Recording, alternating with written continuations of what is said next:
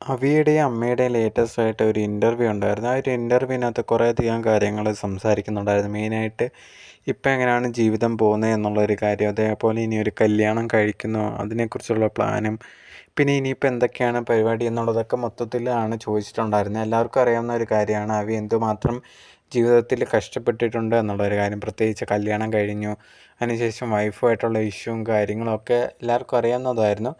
എന്തായാലും അതിന് ശേഷം ഡിവോഴ്സ് ആവുകയൊക്കെ ചെയ്തിട്ടുണ്ടായിരുന്നു. ഇപ്പോൾ ലേറ്റസ്റ്റ് ആയിട്ട് ഒരു ഇൻ്റർവ്യൂ കൊടുത്തിട്ടുണ്ടായിരുന്നു. ആ ഒരു ഇൻ്റർവ്യൂവിനകത്ത് ചോദിക്കുന്നുണ്ടായിരുന്നു ഇനി എന്താണ് പ്ലാൻ, യൂട്യൂബിലൊക്കെ എന്തെങ്കിലും വീഡിയോസൊക്കെ ഇനി ചെയ്യുന്നുണ്ടോ എന്നുള്ള രീതി ചോദിച്ച സമയത്ത് അഭി പറഞ്ഞൊരു കാര്യം, ഉറപ്പായിട്ടും ചെയ്യുന്നുണ്ട്, അതാണ് എനിക്ക് കുറച്ചും കൂടി ഉന്മേഷം തരുന്നത് എൻ്റെ ജീവിതത്തിലേക്ക് മുമ്പോട്ട് പോകാനും കാര്യങ്ങളൊക്കെ. അതുകൊണ്ട് തന്നെ അതൊരിക്കലും ഞാൻ വിടത്തില്ല.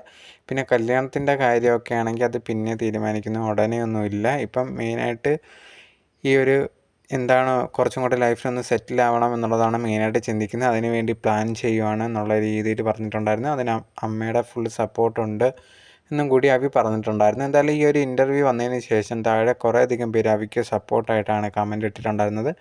ഇനിയും ദിവസം വീഡിയോസൊക്കെ ഇടണം, ഞങ്ങളെല്ലാവരും സപ്പോർട്ട് ചെയ്യുമെന്നാണ് അഭിക്ക് കമൻസായിട്ട് എല്ലാവരും ഇട്ടിട്ടുണ്ടായിരുന്നത്.